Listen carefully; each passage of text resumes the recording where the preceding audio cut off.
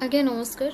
दीर्घ 9 मास हेब जगबंधु चांद एवं मु परस्पर अलगा रोचु। आम भितर पारिवारिक विवाद जो मानवर फैमिली कोर्ट रे आमर केस पेंडिंग होगी अच्छी डिवोर्स केस। परवर्ती मुहूर्त पेंडिंग थिबा सत्य मध्य लॉ को ब्रेक करिकी जगबंधु चांद बारंबार मते मरणांतक आक्रमण करने चेष्टा कर मु जाना पाइली विभिन्न लोकों विभिन्न जमती कि मोर किसी शत्रु अच्छा से द्वारा प्ररोचित हे ए कम से करुँच मते एवं मो पु को मारे को यथेष्ट चेष्टा कर विफल होती। हठात अगस्ट 30 तारीख राति 1:30 बेले आम मो पु मो भौणी आम आम बेडरूम रे शोइथिलु। सी आम बेडरूम रो बालकोनी को जो बाउंड्री वॉल अच्छी चढ़ी की बालकोनी को आसिकी हठात स्टैबिंग करने चेष्टा करते।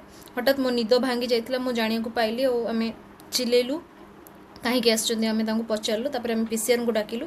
पीसीआर आसला आम घर सामना गेट खोलु सबू आगे सीसीटीवी फुटेज अच्छी सामना गेट जिते खोलु पीसीआर को मुझे देखा सर मुझे आपको यही समय फोन करी बोली से हठात मो फोन टाक नहीं टाणी नहीं पीसीआर पुलिस थिबा सामना रे पुलिस को आगरे मो फोन टाक छेची देकी पूरा कंप्लीट मो फोन को नष्ट कर देइचंती। मते बाड़ेले चुट्टी को छाड़ी बाड़ेले ड्रेस टर्न आउट कले मो भौणी दी जन को बाड़ेले पुलिस आगे आज्ञा आतापे मु सांगे सांग मु मंचेश्वर थाना रे कंप्लेन देछि। ता पूर्व भी मु बड़गड़ थाना रे कंप्लेन देछि। कोर्ट परिसर रे मते से बाड़े थिले ए घटनार सत्य सत्य तदंत करी पुलिस तार कार्यानुष्ठान नेबे बोली मु आशा रखिछि।